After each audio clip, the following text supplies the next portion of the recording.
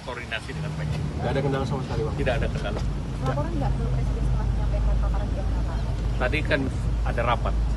Rapatnya soal apa? Koordinator Bidang Pembangunan Manusia dan Kebudayaan, kemudian Menteri Koordinator Bidang Perekonomian, 3 Menteri Keuangan dan Menteri Sosial, beserta tim masing-masing. Dapat diperkenalkan Bapak dan Ibu.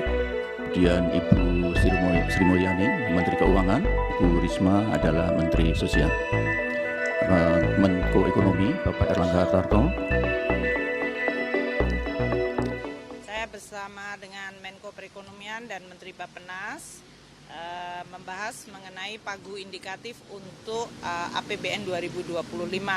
Seperti diketahui bahwa untuk RAPBN 2025 yang merupakan APBN pertama untuk pemerintahan baru memang disusun sesuai dengan siklus dari APBN yang dimulai dengan pembahasan mengenai kebijakan ekonomi makro dan pokok-pokok kebijakan fiskal. Nah, hari ini adalah tahapan untuk memberikan indikasi mengenai pagu indikatif bagi kementerian lembaga. Tadi telah dilaporkan bahwa untuk tahun 2025 kita memulai dengan tantangan yang kemungkinan dihadapi baik dari sisi global, baik itu dari sisi ekonomi seperti terjadinya kenaikan suku bunga, inflasi, dan juga dari arus modal yang terpengaruh, tensi dari geopolitik, juga adanya tren seperti digitalisasi, climate change, dan demografi yang semakin aging. Untuk mencapai high income country, maka untuk 2025 tetap akan dikelola dan difokuskan untuk menyelesaikan persoalan-persoalan yang berhubungan dengan tantangan struktural, yaitu bagaimana meningkatkan produktivitas. Oleh karena itu, fokus dari kebijakan fiskal 2025 adalah untuk akselerasi pertumbuhan ekonomi, meningkatkan well-being atau kesejahteraan dan konvergensi kesejahteraan dan kemajuan antar daerah. Untuk beberapa fokus seperti hilirisasi, transformasi hijau, pembangunan infrastruktur, SDM unggul, inklusivitas, dan reformasi birokrasi masih akan tetap dilakukan. Hari ini Bapak Presiden meminta supaya kita tetap berkomunikasi tentu saja nantinya dengan pemerintahan baru, sehingga agar pemerintahan baru bisa pada tahun pertama langsung melaksanakan program-program yang menjadi program prioritas yang sudah disampaikan.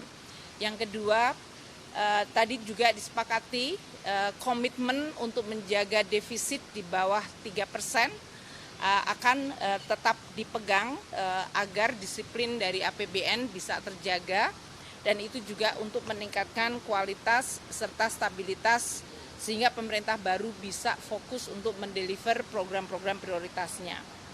Kemudian untuk berbagai program-program terutama di bidang sumber daya manusia seperti pendidikan, kesehatan, dan perlindungan sosial, diyakinkan bahwa itu sudah mewadai berbagai program-program yang menjadi prioritas dari pemerintah yang akan datang. Dan karena ini sifatnya masih merupakan transisi krusial, maka kami akan terus melakukan penajaman terhadap berbagai desain postur APBN 2025, namun tetap menjaga proses politik secara proper, secara baik, sehingga tidak menimbulkan persoalan mengenai persepsi maupun dari sisi legitimasi dari proses penyusunan APBN itu sendiri. Jadi itu yang bisa saya sampaikan teman-teman wartawan. Jadi APBN 2025 tetap akan kita susun. Komunikasi dengan transisi pemerintahan baru juga akan dilakukan. Posturnya tetap melihat kepada program-program prioritas yang memang akan dilaksanakan oleh pemerintahan baru ini. Dan postur akan tetap menjaga yang disebut disiplin dan kebijakan fiskal yang hati-hati, termasuk defisit yang di bawah 3%. Okay?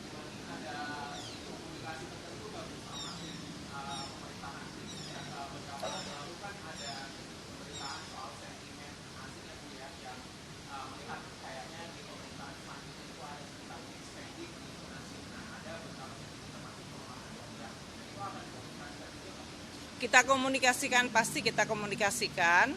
Karena bagaimanapun juga kan pemerintahan baru dari sisi proses politik dan juga dari sisi transisi memang masih akan menunggu sampai dengan Oktober.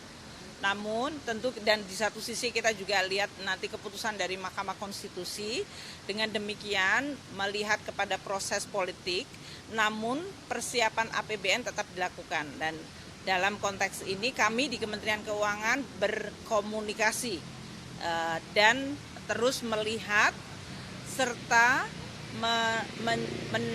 dalam hal ini melihat serta memberikan beberapa alternatif mengenai postur APBN 2025 yang bisa tetap mewadahi program-program prioritas namun tidak melanggar fiskal prudent.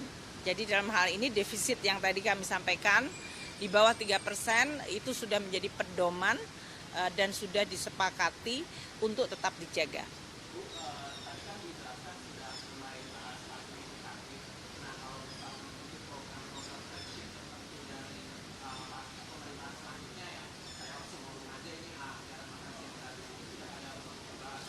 Karena masih di dalam program besar ya atau pagu besar, itu yang kita lakukan prinsipnya adalah memberikan ruang fiskal bagi kemungkinan program tersebut untuk dijalankan. Namun tetap di dalam konteks makronya dan fiskalnya, ini saya tolak aja ya, maaf. Untuk makronya tetap kita akan lakukan postur dari APBN yang tadi terjaga sehingga kepercayaan dari pasar dan dalam hal ini investor atau mereka rating agency akan tetap terjaga. Jadi itu yang akan dilakukan. Gitu ya. Berkoordinasi dengan baik. Nggak ada kendala sama sekali, Bang? Tidak ada kendala. Laporan nggak ke Presiden setelah menyampaikan paparan di Pak? Tadi kan ada rapat. Rapatnya soal apa? Iya Pak, kok lama Pak? Tadi pertama mengenai blended finance, yang kedua pagu indikatif. Ada di sebelah. Hasil laporan di MK tapi disampaikan ke Presiden Pak? Ya tidak langsung. Tidak langsung. Yang penting kita melaporkan sudah hadir. Ya. Respon Presiden gimana tadi Pak? Apa? Respon Presiden? Mau lihat di YouTube dulu. Ya, belum nonton berarti ya Pak ya? Belum nonton dong Pak, berarti. Siap. Kasih. Siap. Berarti Presiden nggak nonton langsung Pak? Apa?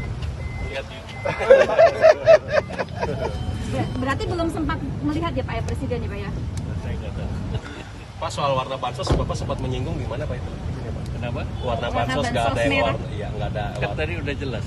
Nggak ada yang warna. Statementnya sudah jelas. Itu menyinggung partai tertentu tidak Pak?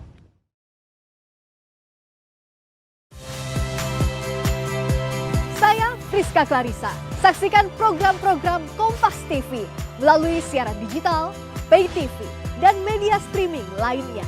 Kompas TV, independen, terpercaya.